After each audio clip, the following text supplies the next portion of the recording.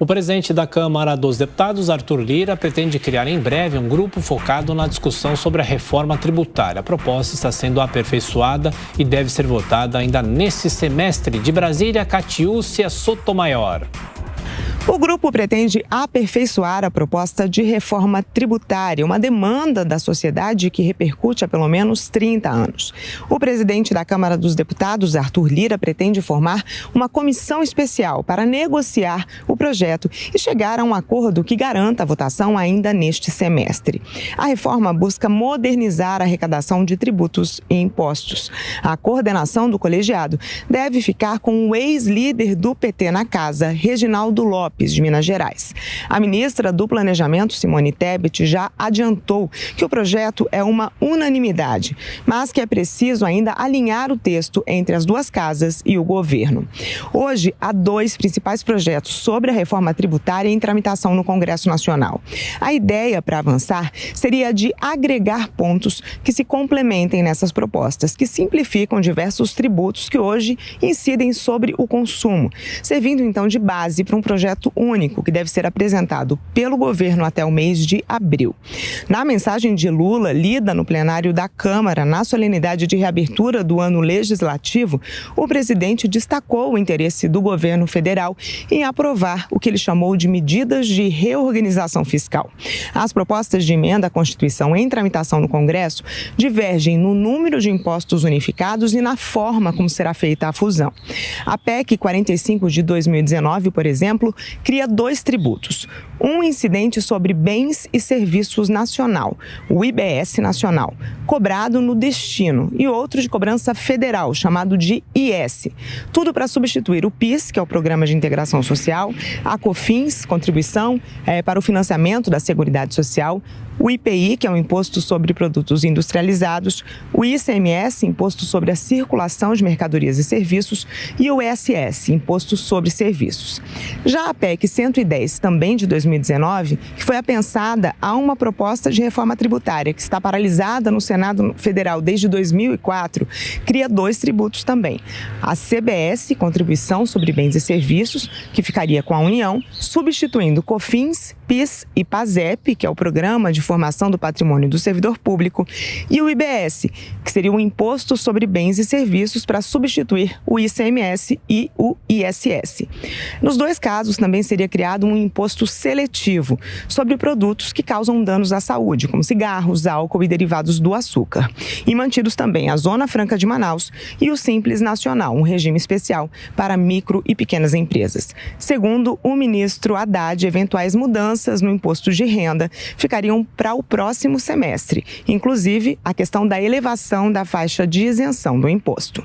De Brasília, Catiúcia Sotomayor. Bom, Amanda Klein, é uma discussão velha, mas necessária, e alguns especialistas já falam que as propostas que tramitam no Congresso Nacional já são até propostas ultrapassadas. Seria preciso atualizar essa discussão e talvez esse grupo de trabalho que o presidente da Câmara está criando tenha esse objetivo, não é?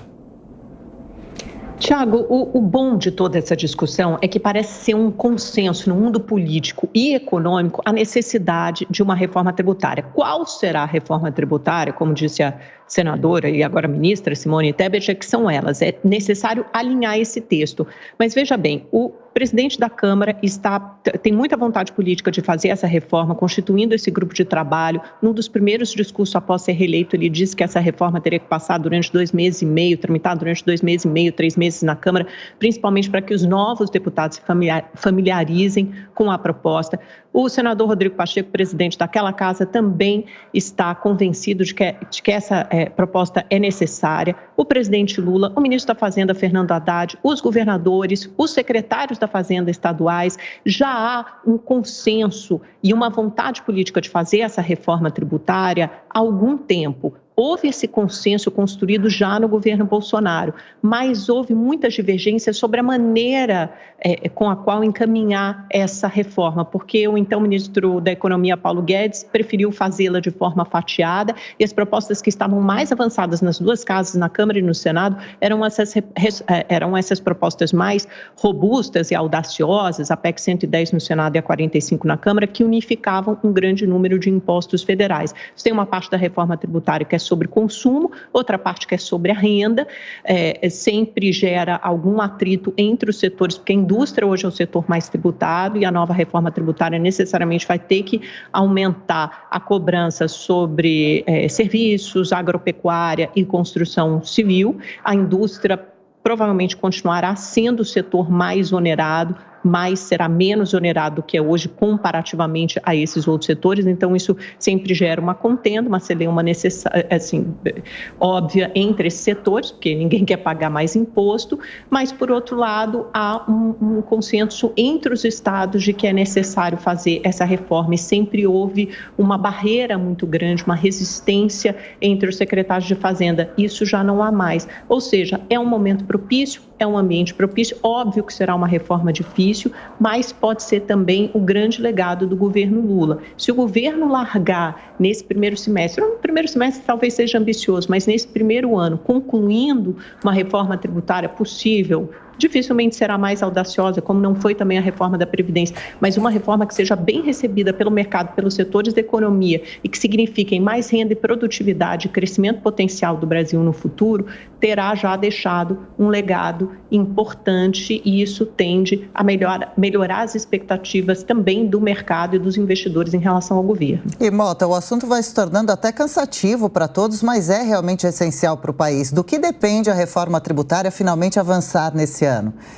É um assunto cansativo mesmo, Adriana, mas é essencial, muito mais importante, na minha opinião, do que ficar discutindo reajuste salarial, é reduzir a carga tributária. Isso afeta a vida de todos nós.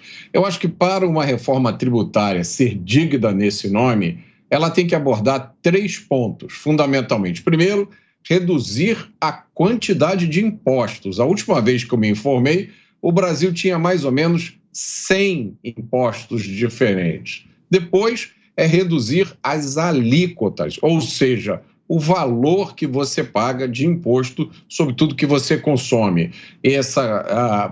A situação no Brasil se aproxima de um ponto em que o brasileiro já está pagando mais de 40% da sua renda em impostos, porque os impostos estão embutidos em tudo que a gente consome. O terceiro ponto é simplificar o processo de pagamento de impostos. O Brasil é campeão mundial em número de horas gastas por empresas para simplesmente fazer o pagamento dos impostos. Então, se não inclui esses 3 pontos, é melhor ficar alerta, porque não é uma reforma verdadeira. Juntar 2 ou 3 impostos não é reforma tributária. Você mudar o nome de um imposto não é reforma tributária. Você reduzir um imposto e aumentar outro para compensar também não é reforma tributária. E a gente precisa lembrar sempre o seguinte: nenhuma reforma tributária verdadeira, que beneficia o cidadão, pode prescindir de uma redução dos gastos do Estado. O Estado tem que gastar menos para que seja possível uma reforma tributária verdadeira. E é difícil a gente acreditar nisso quando declarações do governo, a toda hora, significam exatamente o oposto.